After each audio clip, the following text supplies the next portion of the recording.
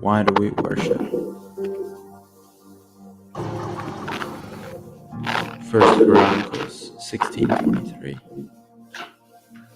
Sing to the Lord, all the earth. Proclaim his salvation day after day. Declare his glory among the nations, his marvelous deeds among all people. For great is the Lord, and most worthy of his praise. He is to be feared above all gods. For all the gods of the nations are idols. Worship the Lord in the splendor of his holiness. Tremble before him, all the earth. So why do we worship? We worship to place adoration on who God is in our lives. He is love. He is peace. He is joy. He is the reason we worship.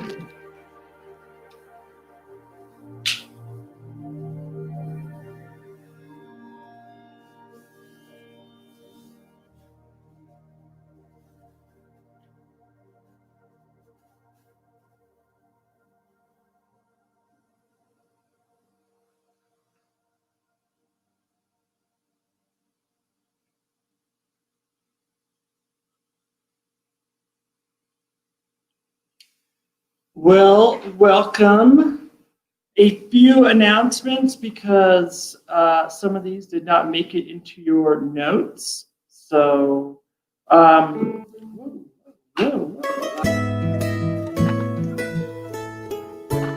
going berserk. That was weird. Like skipped through 20 slides there all of a sudden. All right.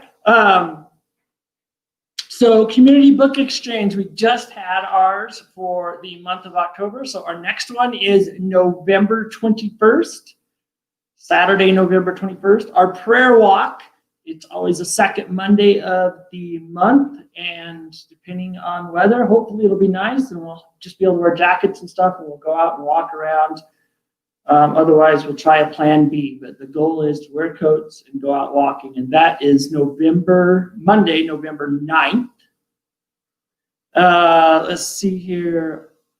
We are planning well, first of all, we need help with our youth group dinners. So if that is something that you can help with, Wednesday evening, we feed our youth group dinner at 5 o'clock. At no charge to them. And to make that happen, we have U-Books that help us make dinner. So there is a sign-up sheet. If you can't make it in to sign up, give me a call, whatever. We could definitely use some help with dinners and give you details when you ask then.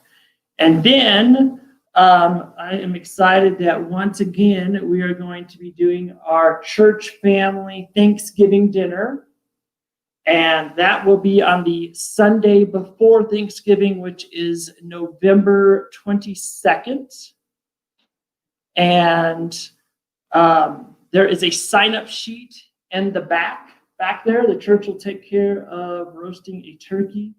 And then if you are interested in coming, again, if you can't make it in, contact the church, give me a call, send me a text, whatever the case is, and we'll get you on the list. But otherwise, sign up, let us know if you can bring a side dish, salad, dessert, whatever it is, and then how many people that will be coming with you.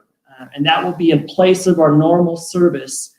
So Sunday, November 22nd, instead of service, we won't be doing any online service or anything. We'll be actually celebrating family together with our dinner. So join us for that. And then the other thing, this did not make it into your notes. Our church to be praying for this week is St. Rose Catholic Church. And our businesses to be praying for this week are South Main Development, Sangre de Cristo, Loaf and Jug, and Genesis Tax and Accounting. So again, the church is St. Rose of Lima. Businesses are South Main Development, Sangre de Cristo, Loaf and Jug, and Genesis Tax Accounting. So now that we have all of the other little things out of the way, let's get going with this evening. Again, welcome to everyone. Welcome to everyone that's here. Welcome to all of those of you that are watching online. Thank you for doing so. We have been working our way through a series called Walking in Truth Surrounded by Lies. And this evening we are actually going to take a break from our series and spend some time in worship. Of course, that means that for those of you that are watching online, you will not be able to participate with us. So I have a quick video that we're going to watch that you can all join in with us. And my hope is that during that video, those of you at home can either find some videos, some of your favorite videos to worship online, or better yet, if you go to our website and click where you normally would to be watching your online service, or where you download your notes for the evening, there is a link there that will take you to all of the music that we'll be worshiping to this evening. It's an entire playlist of all the songs and all the videos that are the exact same thing that we'll be watching and listening and worshiping to. So you can participate in that manner. So hopefully you'll do that. But after this short video, I'm going to sign off, and then we'll all spend some time in worship. Next week, we will pick back up where we left off in our series. We have 2 more Sundays of this series. So next week, we will pick up then. Until then, God bless, and we will see you all then. Enjoy the video and enjoy your time in worship. I think wonder is when maybe we realize what we are incapable of in ourselves, but we see it. I think it's unique in context with God that He wants to be in relationship with us. It's sort of like that awe of an unexplainable moment.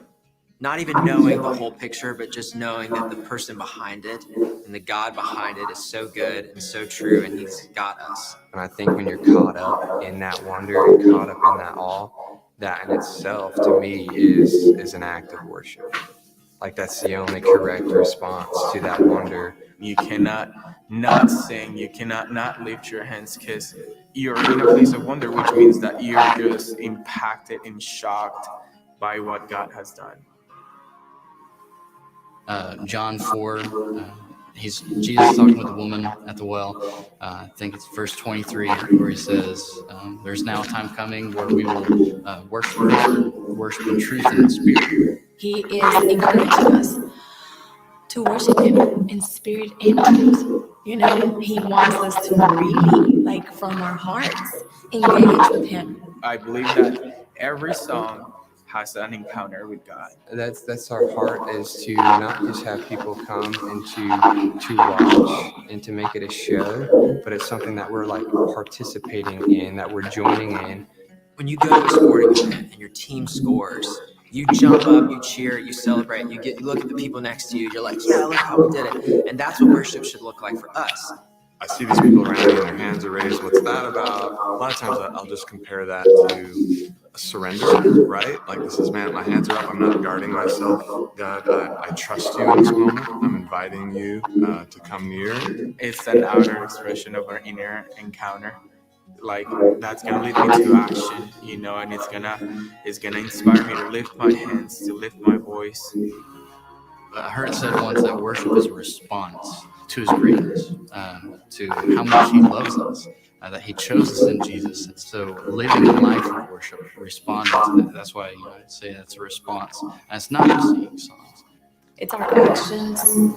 It's how we talk, how we think, how we behave, how we manage our lives day by day. It's like the passage in John 4, you know, when Jesus has an encounter with the Samaritan woman. Because of this encounter, this woman goes and she literally like turns this city to Jesus. And it was like a great picture of worship as a whole, because worship should lead us to action. I want to see people truly encounter God. Like, I want to see them truly engaging in worship, because I believe when we truly participate, when we encounter Him, that we can be changed. I think revival a lot of times comes through worship. And that is my hope for the church. My hope for worship at our church is that there would be a sense of community and safety and welcome, where we each would feel free to worship God. God is a good God. He's a good Father. He wants us to come as we are. And that's the relationship that is then in front of us. That is the wonder. We get to look at God and say, that is our dad. We can come as we are.